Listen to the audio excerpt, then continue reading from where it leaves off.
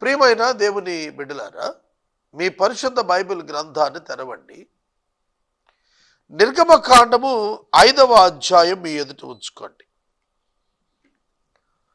దేవుని ఆజ్ఞ చొప్పున మోషే, అహరోను ఫరో దగ్గరికి వెళ్ళారు. ఫరోతో మాట్లాడారు. దేవుడు మమ్మలను ఉత్సవం చేసుకోవటానికి వెళ్ళమన్నాడు అని అడిగారు. ఫరో కోపం వచ్చింది. యెహోవా ఎవడు వెళ్ళమని చెప్పటానికి? మీరు బద్ధకస్తులుగా చేస్తున్నారు ప్రజల్ని, మీరు సోమరులు అయిపోతున్నారు, నేను వెళ్ళనివ్వనని చెప్పి పనిష్మెంట్గా ఇదివరకు ఇచ్చే ప్రొవిజన్ గడ్డి ఇవ్వకుండా ఇటుకల సంఖ్య సంపూర్ణం చేయమని చెప్పి కార్యనిర్వాహక వర్గానికి ఆర్డర్స్ వేశాడు. ఫోర్మెన్ ఉంటారు, ముందుగా ఉండి మేస్త్రీలు అంటారు చూసారు, వాళ్ళకు ఆర్డర్ ఇచ్చాడు. వాళ్ళు పనిచేస్తున్నారు. తర్వాత మనం చూసినప్పుడు వీళ్ళు గడ్డి ఎక్కడ దొరుకుతుందా అని చెప్పి ఇక వెతుకులాట ప్రారంభించుకున్నారు. ఎందుకంటే ఇటుకల సంఖ్య తగ్గకూడదు, సాయంకాలానికి ఇటుకలు ఇచ్చేసేయాలి. ఒకప్పుడు ఫరో సేవకులు గడ్డి సమకూర్చేవాళ్ళు. They gave the material to produce the bricks. కానీ ఇప్పుడు మెటీరియల్ వాళ్ళే కొనుక్కొచ్చుకోవాలి, కట్టడం, కన్స్ట్రక్టింగ్ ద బ్రిక్స్ కూడా వాళ్ళే చేసుకోవాలి. రెండు పనులు, అంటే మెటీరియల్ ప్రొక్యూర్ చేసుకోవాలి, పని కంప్లీట్ చేయాలి. ఇప్పుడు పని కఠినమైపోయింది. అప్పుడు వాళ్ళు ఆ దేశం అంతా కూడాను గడ్డి సంపాదన కోసం వెళ్ళిపోయారు. ఆ సందర్భంలో నియామకులు ఉన్నారు కదా, త్వరపెట్టి గడ్డి ఉన్నప్పటి వల్ల ఏనాటి పని ఆనాడే ముగించండి అన్నారు. ఏనాటి పని ఆనాడే ముగించండి అన్నారు. ఫరో కార్యనియామకులు ఇశ్రాయేలీలో వారి మీద ఉంచిన నాయకులను కొట్టి ఎప్పటి వలె లెక్క చొప్పునే ఎందుకు మీరు చేయించలేదని అడిగారు. గుర్తుపెట్టుకోండి, టాస్క్ మాస్టర్స్, ఫోర్మెన్ అని రెండు కోవలకు చెందిన నాయకులు ఉండేవాళ్ళు ఇజ్రాయేలీల మీద దాసులుగా ఉన్నప్పుడు. నా మాటలు జాగ్రత్తగా.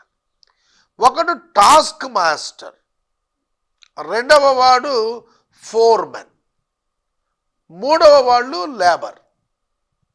ఈ స్ట్రక్చర్ చూడండి, గవర్నమెంట్ స్ట్రక్చర్ ఇది. Pharaoh king, Pharaoh appointed task masters, task masters appointed foremen, foremen appointed labour. This is the structure. Pharaoh task masters అడుగుతాడు, టాస్క్ మాస్టర్స్ ఫోర్మెన్ అడుగుతారు. ఫోర్మెన్ ఇజ్రాయేలీయులలోని పెద్దలు. ఫోర్మెన్ వచ్చి ప్రజల దగ్గరకు వచ్చి లెక్క అడుగుతారు. ఈ స్ట్రక్చర్లో ఇటుకలు తయారు చేయాలి. ఒక పక్కన రామసేసు పట్టణాన్ని నిర్మాణం చేస్తున్నాడు ఫరో. ఆ పట్టణం నిర్మాణానికి, ఫరో యొక్క సామ్రాజ్యంలో వివిధ భవనాల నిర్మాణానికి కావలసినటువంటి ఇటుకను లేబర్, ఈ ఈజిప్టులో ఉన్న ఇజ్రాయేల్ అనే జాతికి చెందిన ఒక లేబర్ని హెరాస్ చేసి వాడుకుంటున్నారు. మోసే వెళ్ళటం వల్ల టఫ్ అయింది ఇంకా జాబ్. ఇదివరకు ప్రొవిజన్ గడ్డి ఇచ్చి చేయమనేవాడు, ఇప్పుడు అది కూడా లేదు. గడ్డి కొరకు ఇజ్రాయేలు పనివారిలో కొందరు చెదిరిపోయి వెళ్ళిపోయారు. అది తెచ్చి వాళ్ళు ఇచ్చిన తర్వాత ఇటుకలు బయటకు వచ్చేవి. గడ్డి దొరకటం లేదు, ఇటుకలు పూర్తి అవటం లేదు, లెక్క చూస్తుంటే సరిపోవటం లేదు, ఇటుకలు ప్రొడక్షన్ తగ్గిపోయింది. ఎప్పుడు 100 ఇటుకలు చేయగలిగే కుటుంబం ఈసారి 50 చేస్తున్నారు. ఎందుకంటే ఉదాహరణ చెబుతున్నా, గడ్డి కూడా వాళ్ళే తెచ్చుకోవాలి. పనిచేసే వాళ్ళలో కొద్దిమంది గడ్డి వెంటాటకు పోయారు, గడ్డి తేట, కొందరు మట్టి పిసుకుతారు, కొందరు ఇటుక చేస్తారు. అవుట్పుట్ తగ్గేటప్పటికి ఫోర్మెన్ని కొట్టడం ప్రారంభించారు. జాగ్రత్తగా వినాలి, ఫోర్మెన్ని కొట్టడం ప్రారంభించారు. ఇవాళ స్ట్రక్చర్ కూడా గవర్నమెంట్ ఇట్లాగే ఉంటుంది. ఇవాళ నేను చెప్తున్నాను వినండి, ఇవాళ కూడా గవర్నమెంట్ ఇదే, ఇట్లాగే ఉంటుంది. ఒకటి శాసనసభ ఉంటుంది, అది శాసనాలు చేస్తుంది, శాఖలకు మంత్రులను పెడుతుంది. పరిపాలన చేసే వాళ్ళగా టాస్క్ మాస్టర్స్గా కలెక్టర్స్ని పెడుతుంది. ఫోర్మెన్గా వాళ్ళు డిస్ట్రిక్ట్లో ఒక్కొక్క విభాగానికి ఒక్కొక్క డిస్ట్రిక్ట్ ఆఫీసర్ని పెడతారు. ఇక కింద ఉన్న వాళ్ళంతా కూడా ఒక్కటే. అందుకని మీరు చూడండి, గవర్నమెంట్ ఐఏఎస్ ఐపీఎస్ని తీసుకుంటుంది, దానికి సివిల్ సర్వీస్ ఎగ్జామినేషన్. టాస్క్ మాస్టర్స్ని సెట్ చేస్తుంది. First they design the total bricks how it should come. Output design చేస్తారు. వాళ్ళే సెక్రటరీస్ టు ద గవర్నమెంట్గా ఉంటారు. వాళ్ళే ఇన్కమ్ని రైజ్ చేస్తారు, వాళ్ళే ట్యాక్సేషన్ని ఫిక్స్ చేస్తారు, దాన్ని కంప్లీట్ చేస్తారు, దాన్ని కలెక్ట్ చేయిస్తారు. రెవెన్యూ ఆఫ్ ద గవర్నమెంట్ అంతా చూసేది వాళ్ళే. పథకాలన్నీ అమలయ్యేట్టుగా చూస్తారు, పథకాలకుండే నిధులను సమీక్షిస్తారు. ఇవంతా కూడా వాళ్ళే చేస్తారు. ఐఏఎస్లు, ఐపీఎస్లు, ఐఎఫ్ఎస్లు, ఐఆర్ఎస్లు. ఆ కేడర్ తర్వాత ఫోర్మెన్ కేడర్ వచ్చి district officials, group 1 and group 2 services. They will become the foremens. ఆ తర్వాత గ్రూప్ 3, గ్రూప్ 4, కాంట్రాక్ట్ బేస్, ఇవన్నీ కూడా labourers. Structure of the government will be the same even today and in the Egypt 3500 years ago. Simple. అప్పుడు ఇప్పుడు labour ఇచ్చేటువంటి శ్రామిక శ్రమ మీదే ప్రభుత్వాలు వారి పన్ను చేశాయి. ఇప్పటికీ అంతే కాదు. ఇప్పుడు ఏంటంటే దేవుని కృప, మన ప్రజలు మనమే పరిపాలించుకుంటున్నాం, మనమే ఎన్నుకుంటున్నాం కనుక ప్రభువులుగా ఒక కుటుంబమో ఒక రాజరికమో వ్యవస్థ లేదు. ఇప్పుడు లేబర్గా ఉన్నవాడు కూడా ఎలక్షన్లో పోటీ చేసి గెలవగలిగితే he can become the prime minister, no problem. Tea కాసుకునే ఆయన మనకి ఇప్పుడు ప్రజెంట్ ప్రైమ్ మినిస్టర్ అయిపోయినాడు. కాబట్టి అదొక సుగుణం ఉన్నది ఇప్పుడు.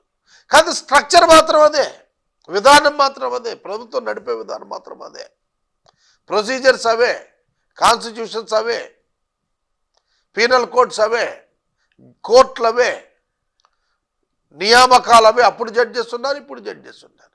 అప్పుడు సైనికులు ఉన్నారు, ఇప్పుడు పోలీసు ఉన్నారు.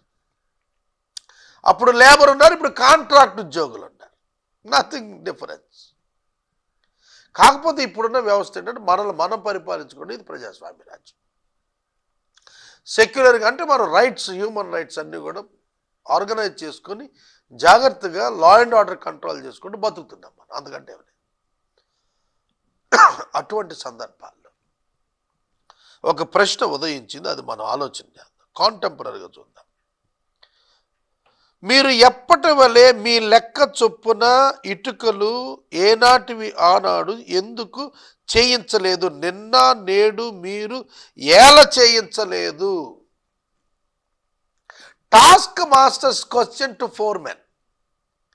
మీకు తెలుసునా, మన ప్రభుత్వం ఎప్పటికప్పుడు సమీక్షలు చేస్తుంది. కలెక్టర్ సమీక్షిస్తాడు, జిల్లా అధికారులను పెట్టుకొని సమీక్షిస్తాడు. మెడికల్ అండ్ హెల్త్ ఏం చేస్తున్నారు, ట్రాన్స్పోర్టేషన్ ఏం చేస్తున్నారు, పంచాయతీరాజ్ ఏం చేస్తున్నారు, అగ్రికల్చర్ డిపార్ట్మెంట్ ఏం చేస్తున్నారు, ఎలక్ట్రికల్ డిపార్ట్మెంట్ ఏం చేస్తున్నారు, ఈ సమీక్ష చేస్తాడు.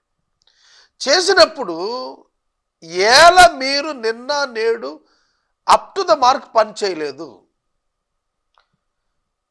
ఫోర్మెన్ పిలిచి అడుగుతున్నాడు. ఫోర్మెన్ వెళ్ళి పబ్లిక్ మీద పడతారు, డిస్ట్రిక్ట్ అఫీషియల్స్ వెళ్ళి కింద పడతారు. ఇప్పుడు అదే కదా, ప్రతి జిల్లాలో కలెక్టర్ మీద డిస్సాటిస్ఫాక్షన్ రావటం కారణం ఏంటంటే ఈ ఒత్తిడి పెరిగిందన్నమాట. దానికి కారణాలు నేను చెప్తాను. వాక్యం చూడండి, ఎటువంటి సొల్యూషన్ ఉంది బైబిల్లో, గ్రేట్ సొల్యూషన్. వాక్యంలో ఈ ప్రశ్న అడుగుతున్నప్పుడు, అయ్యా తమరు గడ్డి ఇవ్వటం లేదు, ఇటుకలు చేయండి అని చెబుతున్నారు, దాసులను ఏం కొడుతున్నారు, అయితే తప్పిదము తమ ప్రజల యుందే ఉన్నది అని మొరపెట్టారు. మీరు సోమరులు, మీరు యెహోవాకు బలి అర్పిస్తానంటున్నారు, పొండే పని చేయండి గడ్డియను అని చెప్పి దెబ్బలాడుతున్నాడు. మీ ఇటుకల్లో లెక్క మాత్రం తక్కువ చేయను, మీకు గడ్డి ఇవ్వను, మీరు సోమరులు, మీరు దేవుడు అంటున్నారు, పొండి అని చెప్పి వాళ్ళందరినీ కూడా తరిమేస్తున్నాడు. ఇప్పుడు మీరు గమనించాల్సింది ఏమిటంటే, లేబర్ మీద వర్కింగ్ అవర్స్ పెరిగాయి. ఏ రోజు ఇటుకలు ఆ రోజే ఇవ్వాలి అని అన్నాడు. ఇవ్వాలి అంటే వర్కింగ్ అవర్స్ పెంచాలి. వాళ్ళు రోజు 6 hours చేసేవాళ్ళు ఇప్పుడు 8 hours, 10 hours, 12 hours, 16 hours. అర్థమైందా? గడ్డి కోసం కొంతమంది శ్రామికులు వెళ్ళిపోవటం వల్ల ఇటుకలు చేసేవారు డివైడ్ అయ్యారు. అంటే ప్రాపర్ లేబర్ లేరు, వర్క్ లోడ్ ఎక్కువైంది, వర్కర్స్ లేరు. That is the problem of the employees today. అందుకే యూనియన్స్ వచ్చాయి. నా స్నేహితుడు ఒక ఆయన ఉన్నాడు, ఎప్పుడు రాత్రి 9 గంటలకు ఫోన్ చేసినా, అన్న ఎక్కడున్నారన్నా, ఏం చేస్తున్నారు? నేను ఆఫీస్లో ఉన్నానన్నా, పని చేస్తున్నాను. ఎన్ని గంటలకు వెళ్ళావన్నా? మార్నింగ్ 10కి వెళ్ళానన్నా. మార్నింగ్ 9 o'clock 10 o'clock వెళ్ళిన ఎంప్లాయ్ రాత్రి 9 గంటల వరకు పనిచేస్తే ఎన్ని గంటలు పనిచేసినట్టండి? Is it 8 hours working duty? Dissatisfaction in employees has raised here. అక్కడే వచ్చింది. ఎందుకన్నా అట్లా చేస్తున్నావు అని అడిగితే, అయ్యా మేము 6 చేయాల్సిన పని 2 చేస్తున్నాము. Government knows that, collectors knows that, officials knows that, engineers knows that. System is failed. మళ్ళా పొద్దున్నే దాంతో బర్డెన్ ఎక్కువ పడిపోతాం. అట్లాగే లేబర్ని తీసుకోండి. I'm so much worried. ఎందుకంటే నేను చెబుతున్నాను, కార్పొరేట్ హాస్పిటల్స్, నేను వీటి మీద కలెక్టర్స్ కూడా రాస్తున్నాను, ప్రైమ్ మినిస్టర్కి కూడా రాయాలనుకుంటున్నాను, అందరికీ కూడా రాయాలని నేను ఆశపడ్డాను. ఎందుకంటే కార్పొరేట్ హాస్పిటల్స్లో, గవర్నమెంట్ హాస్పిటల్లో ఒక మెడికల్ ఎంప్లాయీకి మినిమం శాలరీ 18,000తో స్టార్ట్ అయితే 8 hours డ్యూటీకి 6 hours వాళ్ళు డే డ్యూటీలు చేస్తారు, 8 hours నైట్ డ్యూటీలు చేసి కవర్ చేస్తారు. దానికి వాళ్ళకి ఇచ్చే జీతానికి 12 hours 5,000 రూపీస్కి సేమ్ ఎడ్యుకేటెడ్ మెడికల్ సిబ్బంది పనిచేస్తున్నారు. సిస్టమ్ ఎక్కడ బ్రేక్ అవుతుందో దాన్ని సరిచేయాల్సిన బాధ్యత ప్రతి పౌరుడిది. మనల్ని మనం పరిపాలించుకుంటున్నాం, మనల్ని ఎవరు పరిపాలించట్లా. ఇప్పుడు పదవిలో ఉన్నవాడు మనలో వాడే ఒకడే, రేపు 5 ఏళ్లకు మళ్ళీ కామన్ మ్యాన్ అయిపోతాడు. మన్మోహన్ సింగ్ గారు మామూలుగా తిరుగుతున్నాడు ఢిల్లీలో, ఆయన కారు కూడా లేదని రాసిచ్చాడు ఒకప్పుడు ఆయన ప్రైమ్ మినిస్టర్ ఉండగా.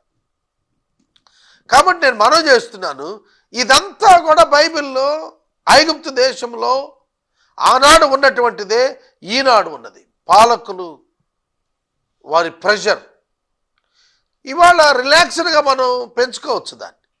నేను మనవి చేస్తున్నాను, రిలాక్స్డ్గా మనం దాన్ని పెంచుకోవచ్చు. ఎందుకంటే మనమే పరిపాలన చేసుకుంటాం, మనమే ఆలోచన చేసుకోవచ్చు.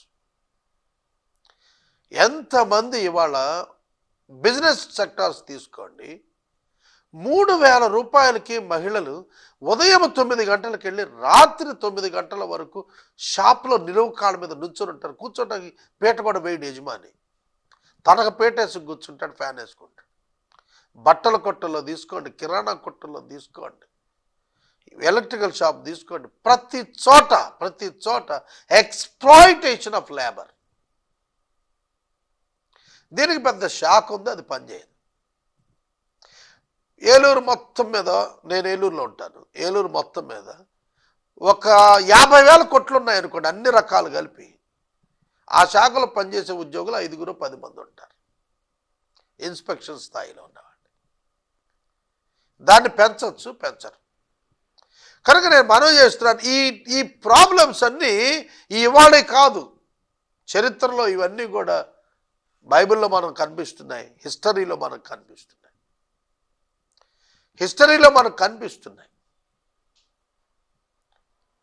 కనుక ఇవాళ ఇండియన్ కాన్స్టిట్యూషన్ వరంగా మనకు ఇవ్వబడింది ఇండియన్స్కి. దాని ఇంప్లిమెంటేషన్లో పర్ఫెక్షన్కి రాగలిగితే కనుక అమెరికా చాలదు, జపాన్ చాలదు. భారతదేశంలో ఉన్న రిసోర్సెస్, హ్యూమన్ రిసోర్సెస్ ప్రపంచంలో ఎక్కడ లేవు. 10th క్లాస్ పాస్ అయిన వాళ్ళు ఎవ్రీ ఇయర్ 5 lakhs ఉంటున్నారు మన రాష్ట్రంలో. 5 lakhs students are passing 10th class. భారతదేశంలో అత్యధికమైనటువంటి పర్సంటేజ్ ఆఫ్ ఎడ్యుకేటెడ్ ఇస్తుంది మన రాష్ట్రం. But no employment. BTech graduates applying for secondary grade teaching courses. System అంతా కూడా ఇక్కడే ఉంది. కనుక నేనేదో ప్రభుత్వాన్ని విమర్శిస్తున్నాను అనుకోకండి. I'm explaining the conditions, contemporary situational conditions in Egypt and in India and all over the world. ప్రపంచవ్యాప్తంగా కూడా అదే, ప్రపంచవ్యాప్తంగా కూడా అవే. ప్రియమైన దేవుని బిడ్డలారా, అరబ్ కంట్రీస్లో ఇంకా దారుణమైన దాస్యం ఉన్నది. అరబ్ కంట్రీలో అది మతపరమైనటువంటి దేశాలు కదా అవి. అక్కడ రిలీజియన్ చాలా ప్రామినెంట్ వాళ్ళకు. Those were not secular, those were Islamic nations. వాళ్ళ యొక్క కాన్స్టిట్యూషన్స్, వాళ్ళ యొక్క రూల్స్ వేరేగా ఉంటాయి. కనుక నేను మనవి చేస్తున్నాను, వాళ్ళకు అప్పుడు అర్థమైంది, ఇశ్రాయేలీలకి ఏమిటని అర్థమైంది తెలుసా? ఇశ్రాయేలీయుల నాయకులు, ఫోర్మెన్ అర్థమైపోయింది, మనం దురవస్థలో పడి ఉన్నామని తెలుసుకుని, తాము దురవస్థలో పడి ఉన్నామని తెలుసుకుని, అయ్యో మోషే అహరోను మాటలు విని మేము ప్రభుత్వానికి వ్యతిరేకమైపోయాము. ఇప్పుడు చూస్తే భయంకరంగా ఉంది.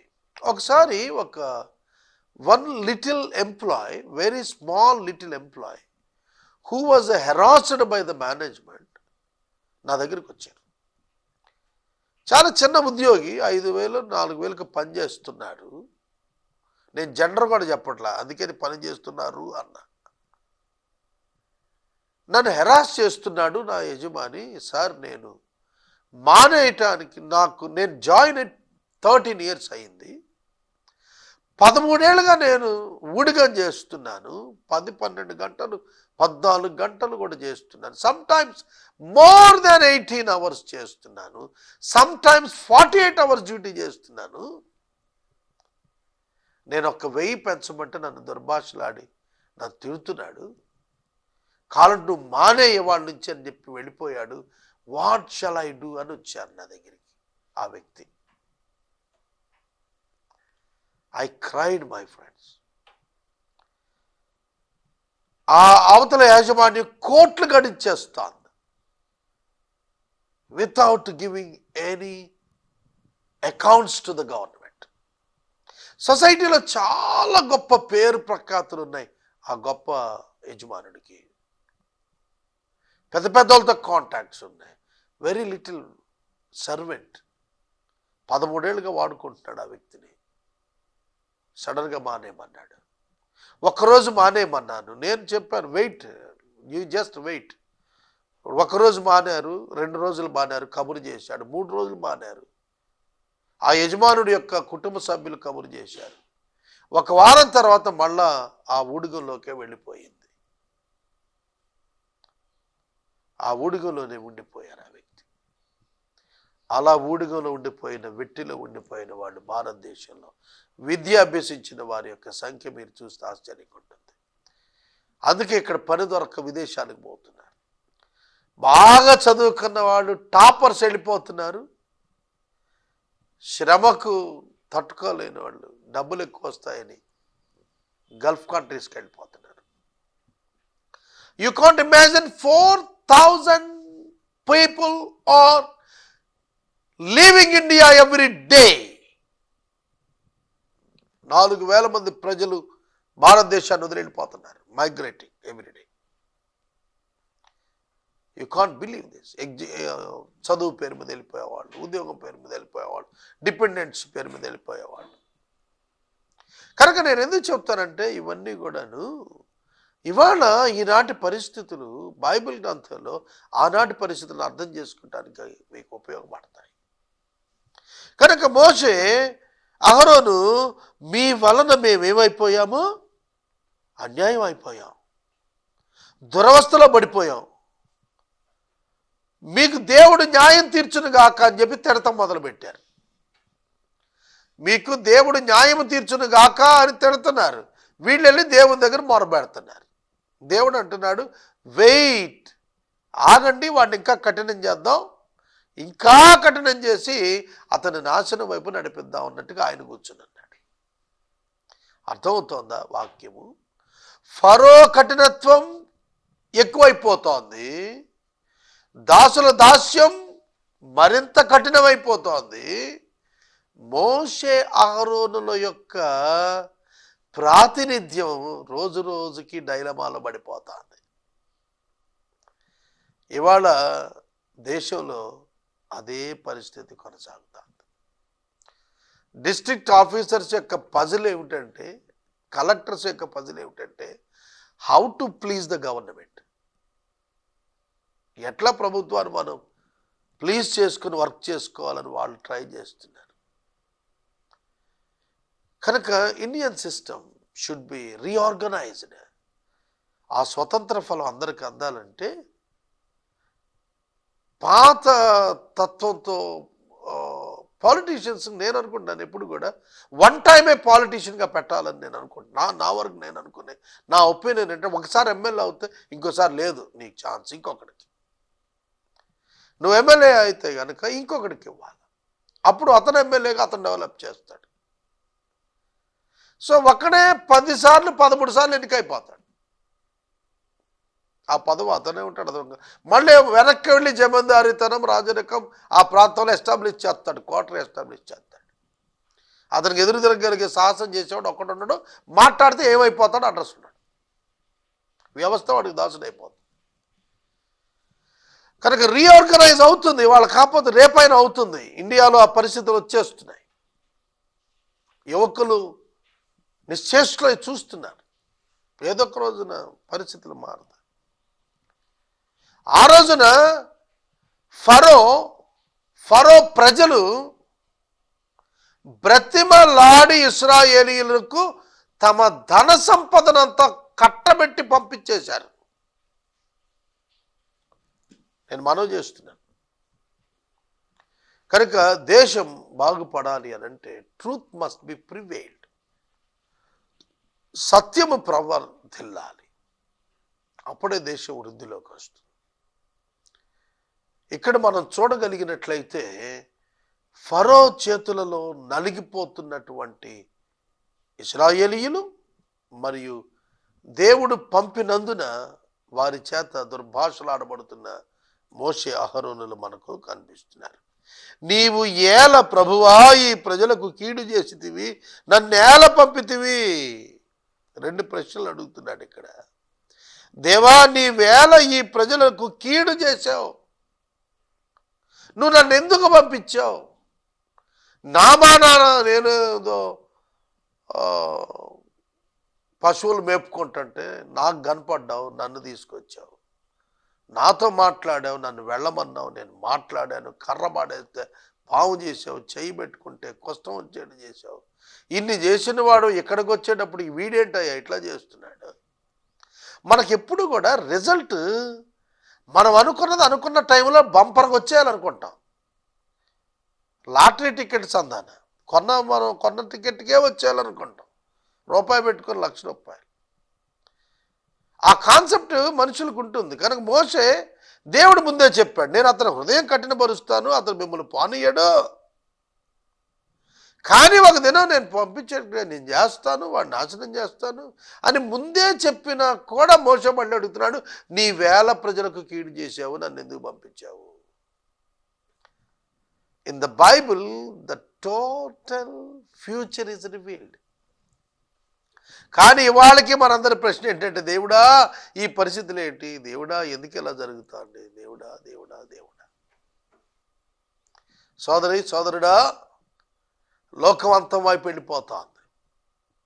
You need to understand the scriptures and accept Jesus Christ as your lord, as your God. కనుక నువ్వు ప్రభువును రక్షకునిగా అంగీకరించి నిత్య నరకాగ్ని నుండి తప్పించుకొని ఈ లోకంలో ప్రభు కొరకు జీవించడం నేర్చుకోవాలి. Then you will receive a greatest joy and happiness in your heart, not maybe in your conditions. నీ పరిస్థితుల్లో అది కనపడకపోవచ్చు, కానీ నీ మనసులో మాత్రం ఆ దేవుని యొక్క శాంతి సమాధానాలు స్థిరంగా ఉంటాయి.